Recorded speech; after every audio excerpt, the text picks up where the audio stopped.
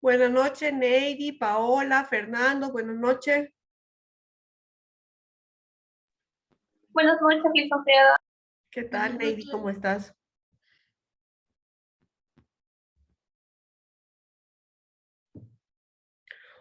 Esperamos, ustedes me dicen.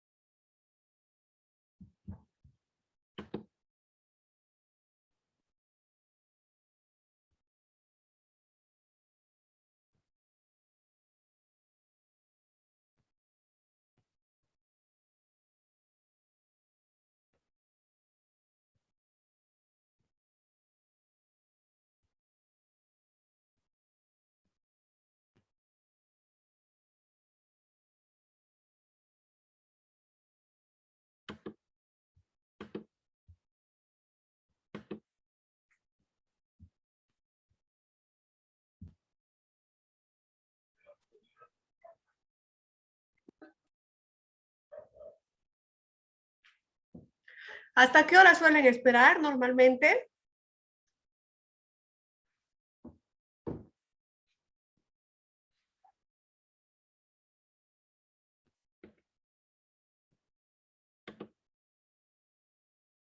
Diez minutos. Esperamos entonces, como la clase es hasta las 19:30, me parece que podemos esperar 5 y podemos empezar. ¿Qué les parece?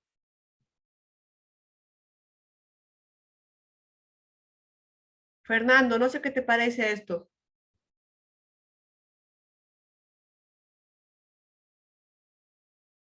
Correcto. Esperamos hasta 35 y empezamos.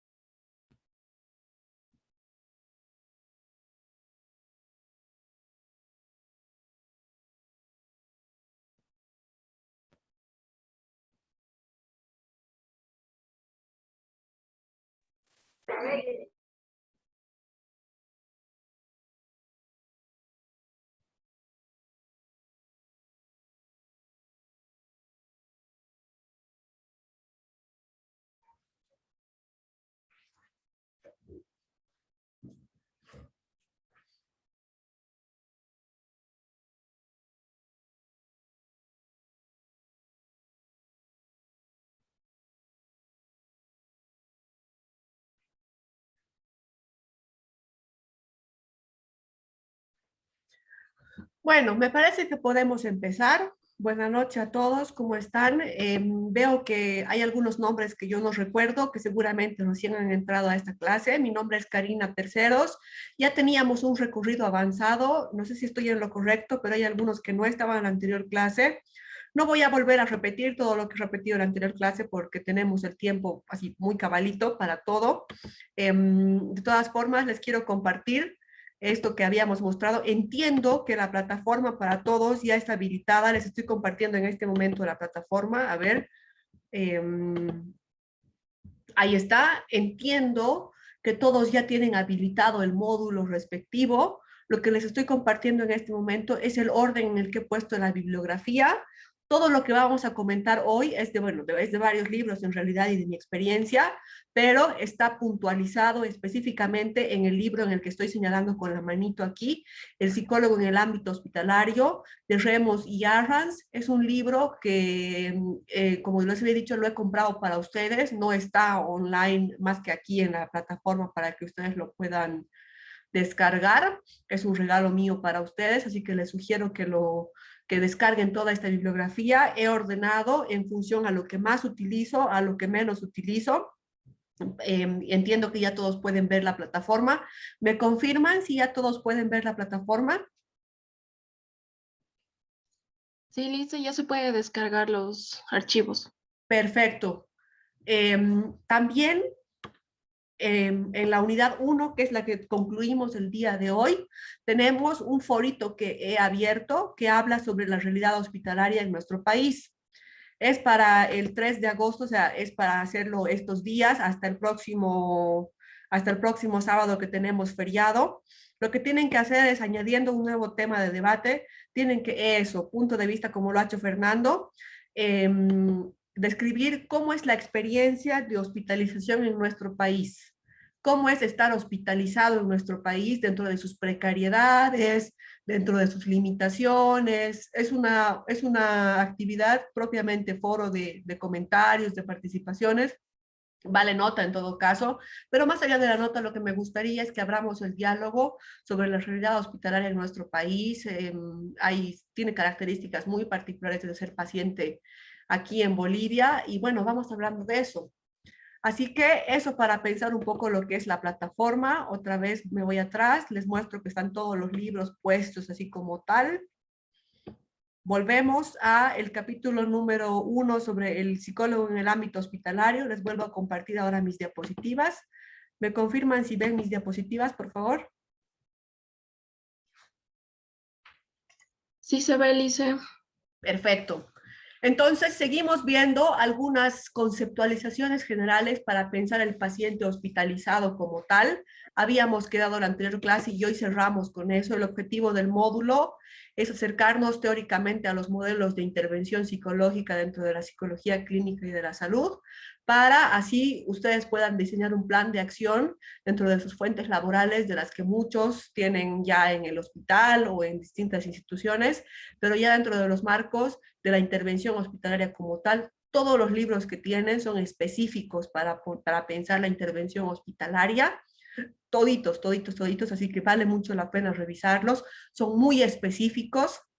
Bueno, ya les había comentado la anterior sesión, otra vez les comparto. Este libro en particular, otra vez, el primero que estoy tomando, El psicólogo en el ámbito hospitalario, lo abro aquí para que puedan ver, me confirman si ven el libro. ¿Están viendo el libro en mi pantalla? Sí se ve. Sí, sí se Gracias, ve. perdón, es que no puedo saber qué están viendo, a veces comparto una de otra cosa. Gracias. Les aviso que lo que estamos viendo ahora corresponde al, déjenme que les muestre el índice, por favor, corresponde a aportaciones, aspectos psicológicos asociados a la hospitalización. Y yo les sugiero mucho que revisen, bueno, la investigación, la docencia, procesos de evaluación que vamos a ver también en la asignatura. Y les sugiero mucho, mucho, mucho que revisen El psicólogo en acción. Todos los capítulos que corresponden a la intervención psicológica en servicios de psiquiatría, en servicios de demencia, en cardiología, en trasplante. Hay intervenciones específicas diseñadas para psico-oncología, rehabilitación de afectados por accidentes de tránsito, de trasplante, de insuficiencia renal crónica, de amputación, de lesión medular, de ACVs. de reumatología, la unidad crónica del dolor con las fibromialgias, también vamos a tomar un poco de eso, hemofilia. Es muy específico el libro y habla sobre cada tipo de intervención. Yo voy a tomar dos, había dicho a lo largo de la materia, el VIH, la intervención en pacientes con diagnóstico de VIH-Sida, y también la intervención psicológica específica, el modelo de intervención psicológica para pacientes con amputaciones de X o Z miembros. Voy a tomar esos dos. Habíamos dicho que el producto final, ya pueden estar escogiéndolo ustedes, es el dominio, la presentación de uno de estos modelos de intervención psicológica, ¿no? Tal vez quieren con salvo VIH y amputación, que lo voy a trabajar yo, pueden tomar lesión medular, ACVs, unidad de dolor, hemofilia, oncología. De todas formas, si ustedes se fijan en la bibliografía, voy a ir atrás, esperen un segundito, si ustedes se fijan en la bibliografía, tienen manuales específicos para cada una de estas intervenciones. Aquí tienen larga estancia, tienen pacientes psico-oncología, también tienen. Bueno, eso para los que recién han entrado a la clase de hoy, sé que los demás ya lo saben. Hospital, dispositivos, urgencias, es específico sobre una intervención, un modelo de intervención pensado desde el marco psicoanalítico, y el resto es dentro de la lógica de la psicología cognitivo-conductual. Así que, bueno, y aquí tienen uno específico de la intervención psicológica en unidades de cuidado intensivo en COVID, específicamente, hecho el primer año de la pandemia. Eso nada más para volver a compartir para los que están recién ahora, y volvemos entonces a nuestra clase de hoy. Ese es el objetivo. Habíamos hecho una suerte de conceptualización sobre lo que es el hospital, sobre lo que implica la organización hospitalaria, la hospitalización como tal. Habíamos hablado de que tiene que ver con la pérdida de intimidad, con el ambiente físico que es diferente al que tenemos de forma regular, la pérdida de intimidad, este desconocimiento que tenemos de lo que le pasa a nuestro cuerpo, todo eso pensado como lo que nos pasa cuando estamos hospitalizados y a lo que tenemos que atenernos como psicólogos cuando tenemos pacientes hospitalizados como tal. Eliminación de identidad. Habíamos dicho que en un hospital una persona no es necesariamente una persona con nombre y apellido, es más un número, un código, una matrícula. Hay una incapacidad para manejar cosas regulares, problemas regulares, como habíamos dicho. Les había comentado sobre el caso que tuve de un desencadenamiento a propósito de la dificultad para caminar por su estado de gestación. Habíamos hablado de que la patología se vuelve el centro de atención. Habíamos hablado de la ruptura de roles habituales. Bueno, entonces me acuerdo que quedamos aquí. ¿Correcto? Estoy en lo correcto. En algunas descripciones clínicas más frecuentes habíamos hablado de la ansiedad, de la depresión, de la ira, de los miedos, de las fantasías que suscita el estar hospitalizado como tal. Habíamos hablado de que el sujeto tiene que hacer una suerte de conducta de ajuste, de adaptación a la enfermedad que padece. Eso supone que en el mejor de los casos llevemos esta experiencia hacia el crecimiento, que esto pueda enriquecernos como tal. Y estoy leyendo el último punto. Una vez que el crecimiento ha sido, es encima, está por encima de lo que es el signo de la enfermedad como tal. El pensar que la rehabilitación de esto que nos pasa es mayor a la enfermedad como tal, ¿no? El saber que esto que nos está pasando, esta internación que estamos viviendo, es temporal. Y esto es relativo. Por ejemplo, en los casos de VIH, que son enfermedades que son de por vida como tal, se configura otra estructuración de lo que es la enfermedad como tal, por la enfermedad misma, ¿no? Bueno, por el diagnóstico letal, digamos, de alguna forma, que tiene el VIH y lo que implica trabajar con enfermedades que tienen estas características. Por eso lo voy a tomar al final del módulo para que podamos hablar de lo que implica tener un diagnóstico como este tipo de diagnósticos que son, digamos, irremediables de alguna forma. Yo sé que han salido vacunas, todo, pero no son de amplia distribución todavía. Entonces, habíamos dicho. No sé si alguien quiere interrumpirme un cachito, tal vez estoy yendo muy rápido. Lendy, estás con el micrófono abierto. ¿Algo quieres comentar? No, perdón, no me di cuenta. No, está súper, con todo gusto yo les escucho. Tal vez estoy yendo algo que me quieran comentar de la anterior clase que les ha quedado como como algún comentario, alguna idea. Betenia, tal vez.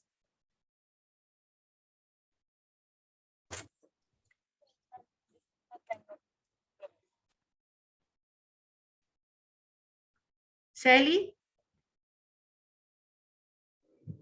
Buenas noches. Todo claro y de la anterior clase de la misma forma, ¿no? Porque hicimos una retroalimentación, sacó algunas conclusiones y me gustó mucho que usted me pregunte qué cambios o qué podemos hacer para esta sesión, ¿no? Por lo demás, todo claro, dice. Gracias. Joana. Buenas noches, Lisen, perdón. Hola, Joana. Bueno, yo considero, ¿no? Que la reacción de la persona frente a la enfermedad es muy complicada. Por sobre todo si no ha aprendido a valorar la vida. Tal vez sea muy subjetiva con ese argumento, ¿no? Pero cuando una persona ya tiene una experiencia, no sé, de haber pasado un cáncer o tal vez ya un familiar muy cercano, recién empieza a valorar lo que es la vida, pero la reacción, o sea, definitivamente no es nada positiva. Va a empezar a, no sé, existir demasiados miedos, ansiedad, depresión, ¿no? Además que hay que tomar en cuenta, no solo frente a una enfermedad, sino también tal vez una persona que ha perdido el brazo, o como usted indicaba en la anterior clase, ¿no? Frente a un cáncer de mama. Y actualmente, cuando uno está sano, no valora lo que tiene, pero ya cuando tiene esta enfermedad, recién empieza a valorar la vida o hasta se arrepiente, ¿no? Eso sería, Liz. Esas son experiencias, claro, ¿no? Lo que tú mencionas es que la enfermedad atraviesa la subjetividad de cada quien. Lo que nos dice Bárbara Sass, bueno, hay algunas características de un evento estresante como la pérdida de control y el desconocimiento de lo que ocurrirá. Hay tres fases, según Lipovsky, del 67, ante la reacción de una persona en general hacia la enfermedad. Por un lado, en un primer momento, aunque no todas ocurran de forma, digamos, cronológica, pero en un primer momento tenemos la aparición de miedo, ansiedad ante la reacción de la amenaza que supone la enfermedad. ¿Qué es esto? ¿Qué me pasa? ¿Qué voy a hacer? Las fantasías que suscita el saberse enfermo como tal. En un segundo momento hay los sentimientos, de repente con mayor entendimiento de lo que pasa, hay sentimientos de aflicción y hay una suerte de síndrome depresivo ante la toma de conciencia de la enfermedad como tal. Esta toma de conciencia suele resultar necesaria para el ajuste y la adaptación ante la misma. O sea que para poder pensar, o sea, ¿qué hago ahora yo con esto que tengo? ¿No? Supone un ajuste de cada quien para poder adaptarnos y para poder reajustarnos a la enfermedad. Por supuesto que esto no es lo mismo en el caso de un cáncer o en el caso de una histerectomía, ¿no? Por supuesto que son formas de atravesar diferentes la enfermedad. Y en un tercer momento vienen los beneficios derivados del ajuste, ¿no? Ahora, es bien interesante como, por ejemplo, en algunos casos, ¿no?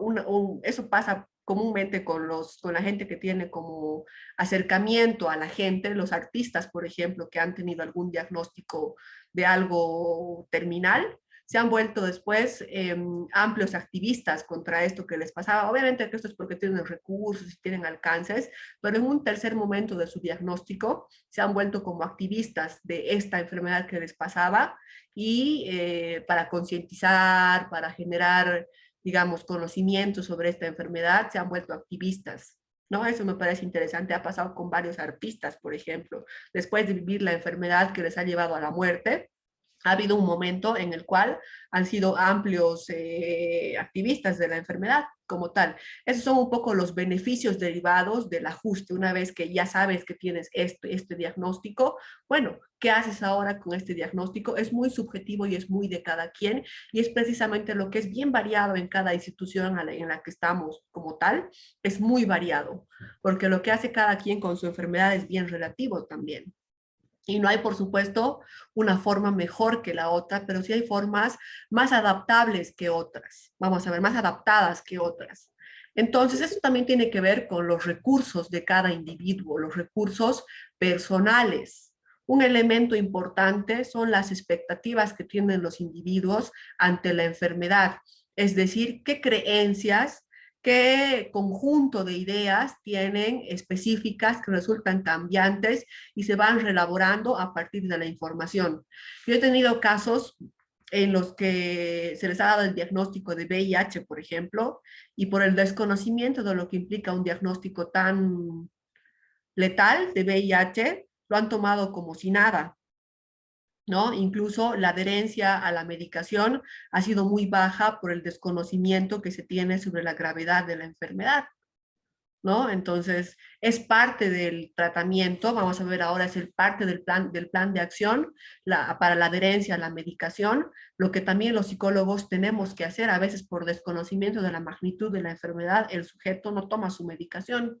Y esto pasa mucho, no sé si lo han visto, estoy segura que sí, pasa mucho con la medicación psiquiátrica, principalmente, ¿no? Porque como no es como la medicación psiquiátrica y como la enfermedad psiquiátrica, en muchas ocasiones es difícil de situar como tal, si no son alucinaciones, es muy difícil de situar porque es el estado del ánimo lo que está enfermo, vamos a decirlo así. La adherencia a la medicación es mucho más, al tratamiento es mucho más baja que en otras enfermedades que son observables como tal. Por favor, pueden interrumpirme en cualquier momento para compartir su experiencia. No sé si están de acuerdo con que la adherencia al tratamiento en las enfermedades psiquiátricas son menores que en las enfermedades tangibles y observables. Ustedes tienen experiencia también trabajando en instituciones hospitalarias.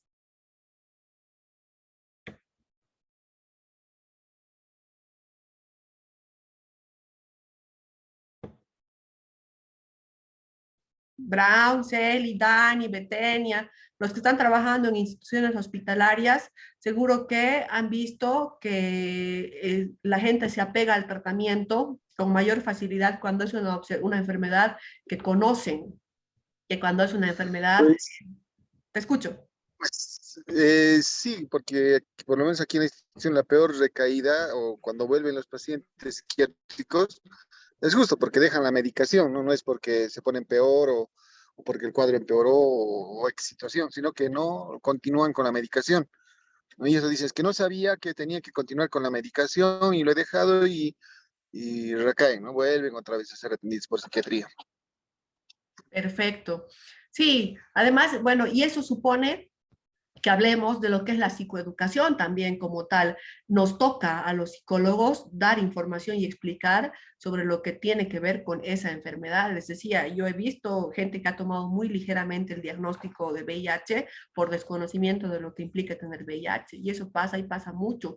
Y no pasa necesariamente en sectores periurbanos o rurales, pasa en sectores urbanos también como tal. Entonces, un elemento importante son las expectativas que tienen los individuos ante la enfermedad. También, asimismo, como tomar un diagnóstico de VIH como que estás condenado a muerte. Licen, tengo una consulta. Por supuesto. En este caso, perdón, antes de que, digamos, se enfoque un poquito más a los recursos del individuo, ¿no? Creo que en mi experiencia he ido observando que ha habido o existe también en estos beneficios del ajuste, como usted planteaba, quizás que puso el ejemplo, ¿no? De ciertos artistas que de alguna forma pues trabajaban o se generaba proactividad en relación a su enfermedad. Creo que también en esta parte existe mucho acerca de la espiritualidad.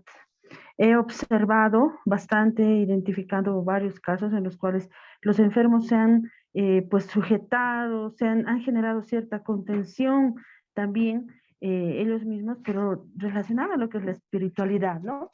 Como, no sé, en muchos de los casos se ha observado que tienen o piensan que han merecido la enfermedad como tal, ¿no?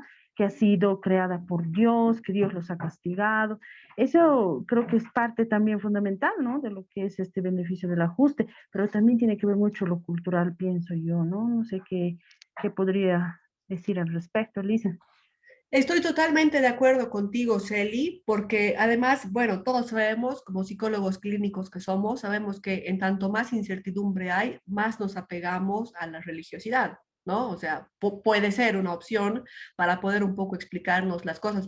Hay diagnósticos, hay enfermedades, como principalmente yo les puedo hablar mucho del VIH, que porque es por cómo se adquiere el VIH, son vividas con mucha culpa y como un castigo por haber sido, digamos, la fantasía que viene por haber sido promiscuo o por cuestiones así o por haber sido, no sé, muy sexual, alguna cosa. Existen ese tipo de fantasías y son con las que hay que trabajar porque eso es lo que plantea el texto. Un enfermo es con su propia historia. ¿No? Si bien nosotros trabajamos de forma grupal, podemos trabajar de forma grupal con ciertas enfermedades, es interesante y es importante ver cómo y qué se cuenta la persona de esta enfermedad que le pasa, ¿no? O qué se cuenta el grupo de este diagnóstico como tal, ¿no? Y pasa mucho, bueno, si revisamos un poco la historia de lo que son las psicosis, ahora sabemos que son psicosis, pero en algún momento se han pensado también como del lado de las divinidades también, ¿no? Y tú lo dices correctamente, son culturales y son también generacionales, son temporales, son contextuales, ¿no? De aquí a un tiempo veremos también lo que se dice sobre los trastornos del ánimo como tal. Y por supuesto, en tanto más faltan los recursos cognitivos para explicar algo, más nos apegamos a lo espiritual. Es casi, diría yo, humano eso, ¿no? Entonces, lo que plantea el texto, lo que plantea Bárbara Sass, es que eso tiene que ver con la resiliencia. Es muy curioso y yo no podría explicarles por qué hay gente, la verdad no creo que ningún psicólogo pueda explicar con cabalidad, por qué hay gente que tiene mayor resiliencia que otros. ¿No? Es algo que yo me pregunto y tal vez podemos abrir el diálogo acá. ¿Por qué hay gente que es más resiliente que otra? Es un poco la historia, hay factores de la vida personal, el contexto, el género de repente, pero en términos generales es un poco intramitable por qué hay gente que tiene más resiliencia que otros, ¿no? Para mí sigue siendo un misterio, a pesar de que puedo hipotetizar algunas cosas, sigue siendo un misterio porque hay gente que es más resiliente que otras, ¿no? Y otra parte de los recursos que también tienen que ver con lo que va a vivir el individuo en este proceso de hospitalización o de diagnóstico, tiene que ver con los recursos de apoyo que tiene también. Por supuesto que no es lo mismo vivir una enfermedad acompañado de tu familia que vivir una enfermedad letal, vamos a decirlo así, solo. Implica que nosotros como psicólogos reconfiguremos nuestra atención, ¿no? Reconfiguremos nuestro plan de acción hacia las características del individuo. Y esto, de repente, como tú decías, Eli, que me pareció muy oportuno, tiene que ver también con el lugar que tiene de compañía, de apoyo, la religiosidad. La religión, ni siquiera religiosidad, la religión como tal, e incluso la filosofía cultural que puede, la cosmovisión cultural que puede tener cada contexto. ¿No? Sirve un poco para explicar esta enfermedad como tal. Me parece muy pertinente lo que has dicho, Celi, muy apropiado. Entonces, te escucho. También tiene que ver, bueno, son muchos factores, ¿no? Los cuales existen para, bueno, para tal vez ver que evidentemente hay personas más resilientes que otras. La crianza, la familia misma, evidentemente no es lo mismo tener una familia muy unida a otra que, bueno, pues de la nada, digamos, ¿no? Vive tal vez solo, pero tiene amigos que son como su familia, ¿no? Eso es en muchos lados. También hay que ver la forma en la cual los médicos dan la noticia, ¿no? Yo he conocido en muchos casos donde los mismos doctores bueno, no te dicen si el tratamiento va a funcionar o no, tampoco te dicen que estás a punto de morir, pero lo hacen realmente con tanta cautela para que no puedan lastimarte ni que tú puedas estar desmotivada, porque no todos, sino algunos de ellos saben que que el componente emocional influye mucho en estos aspectos, ¿no? Sin embargo, son muchos los factores los que influyen para saber si una persona es resiliente o no. La misma fe, evidentemente, la fe a una deidad en particular, ¿no? Independientemente de la religión que tenga, les ayuda mucho para poder salir adelante en este tipo de enfermedades. Usted tal vez daba el ejemplo de del SIDA, ¿no? Sabemos también que hay casos que ha pasado en la vida real donde por una violación o por una primera vez que se ha metido con una pareja X, se han contagiado de esta enfermedad, ¿no? Entonces la culpabilidad también queda en estas personas. Eso, Lisa. Gracias, Joana. Estoy plenamente de acuerdo con todo lo que dices. Claro que sí. Son parte de los recursos del individuo, este acompañamiento al enfermo que se hace y que también es parte de los programas que los psicólogos tenemos que desempeñar.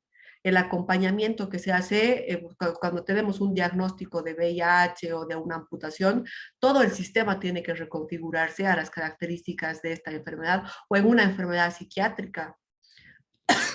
Perdón, cuando hay un diagnóstico psiquiátrico, digamos, de psicosis y si se es muy joven, de repente se asiste con los padres, hay que hacer un trabajo de orientación a los padres o a la pareja, en algunos casos, sobre las características que implica esta enfermedad. Es un programa básico, un plan de acción básico, tiene que tener el conocimiento de la enfermedad como tal, por supuesto que sí. Continuamos. Entonces, hay comportamientos, están en el texto, no los digo yo, no me gusta mucho la palabra, pero dice así: desadaptados a la enfermedad en situaciones de hospitalización. Tenemos sujetos que pueden tener, o sea, diagnósticos y sujetos que pueden tener conductas de oposición. El enfermo rechaza y se opone a la enfermedad. Conductas de negación, que no son seguidas, no son primero una, luego la otra, son variadas y pueden venir intercaladas también. Conductas de negación. El enfermo niega la existencia de la enfermedad, que eso es algo que creo que todos hemos vivido y pasa mucho con las enfermedades psiquiátricas, con las enfermedades virales, porque el virus no se puede observar, ningún virus se puede observar como tal más que en su sintomatología y a veces ni eso, ¿no? Entonces, el enfermo niega la existencia de la enfermedad. Es una conducta de negación que a veces se da por desconocimiento, también hay que tomarlo en cuenta. Y hay conductas que me parece súper interesante de sobreinclusión. El enfermo se engancha tanto, se entrega tanto a la enfermedad que queda incluido en ella. Es decir, no es una enfermedad, sino él es parte de la enfermedad, es el diagnóstico. Tanto vive para su enfermedad que no vive él, sino su enfermedad en él, ¿no? Esto se puede observar, por ejemplo, en casos en los que se vuelve uno el baluarte de la enfermedad, por ejemplo, el estandarte de esa enfermedad y se vuelve, la enfermedad te toma toda en sí. No es solo que tú tienes una enfermedad, sino que eres la enfermedad como tal, ¿no? Y pasa con algunos activistas, también ha pasado, claro que sí.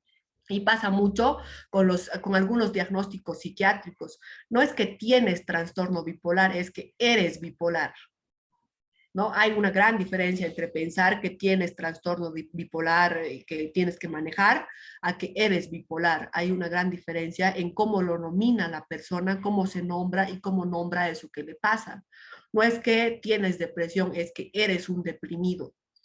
Son formas muy sutiles de nominarse, de vivir la enfermedad, pero que son importantes a la hora de pensar lo que cada quien va a hacer con esa enfermedad.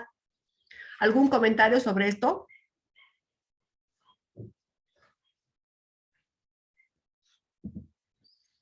Bueno, dentro de esto, lo que parte de los psicólogos tenemos que pensar en lo que es la psicoterapia y la intervención del paciente hospitalizado. O sea, existe el buen paciente y el mal paciente, no lo digo yo, lo dice el texto. El rol del hospitalizado. Hay un rol que tiene que seguir, que tiene que fomentar el que está, que tiene que consentir el hospitalizado, y es el resultante de esos comportamientos de adaptación o desadaptación ante la situación de hospitalización y de su estilo de afrontamiento desarrollado ante la patología que presenta. Si el sujeto está bien adaptado a la institución y no causa malestares en la institución, se adhiere al tratamiento, toma sus medicamentos, es puntual con sus citas, no causa malestar, es un buen paciente. En cambio, si no toma su medicación, si no se deja hacer los estudios, si no sigue las normas, las reglas de la institución, es un mal paciente y eso no hay que perderlo de vista porque son formas en las que la institución nombra a los pacientes y son con lo que nosotros trabajamos como tal. Nos derivan en muchas ocasiones a pacientes que son pacientes que producen malestar en la institución. Yo he tenido casos, y esto me parece importante comentarles, de cuando trabajaba en el sector de maternidad específicamente, ¿no? Y cuando llegaban pacientes con embarazo y eran pacientes menores de edad y muy en adolescencia inicial, o sea, hablo de 13, 12, con embarazo, la institución no sabe siquiera si decirle niña o decirle señorita, ¿no? Inmediatamente, por obvias razones, derivan al psicólogo, pero derivan al psicólogo no solo porque es obvio por qué la derivan, sino también porque la institución no sabe cómo tratar este tipo de casos. Y por supuesto, como pasa en la institución educativa, como pasa en la institución organizacional, en la organización, como pasa en absolutamente todo lado, nos derivan lo que las empresas, lo que las instituciones no saben manejar, nos derivan a los psicólogos o a lo que parece ser un psicólogo. ¿No? Eso siempre es así y siempre va a ser así y es algo con lo que tenemos que lidiar. Entonces, es un buen paciente si el sujeto asume un rol activo en relación con su constructo de salud de enfermedad. Si pregunta, si está informado, si se informa, si sepa propiciarse autocuidados, si conoce sus síntomas, si sepa comunicarlos, ¿no? Conoce su tratamiento médico o pregunte cuando no entienda algo. Hay que orientar al sujeto a que pueda preguntar este tipo de cosas. Y pasa mucho, yo veo mucho esto, principalmente les digo porque veo que hay mucho mal diagnóstico porque el sujeto no sabe explicar sus síntomas, principalmente en la enfermedad psiquiátrica, ¿no? Por eso me parece que la psiquiatría es de las más interesantes para pensar esto, porque hay mucha dificultad para explicar los síntomas de la enfermedad psiquiátrica. Si es que no es delirio o alucinación, es muy complicado que el sujeto explique y transmitirle al médico la enfermedad psiquiátrica. Hay una brecha muy grande entre cómo transmite la enfermedad psiquiátrica el paciente al doctor, ¿no? Entonces, si se va a cortar, vuelvo en un segundo, por favor. Espérenme un segundo que les mando otro link para volver a conectar.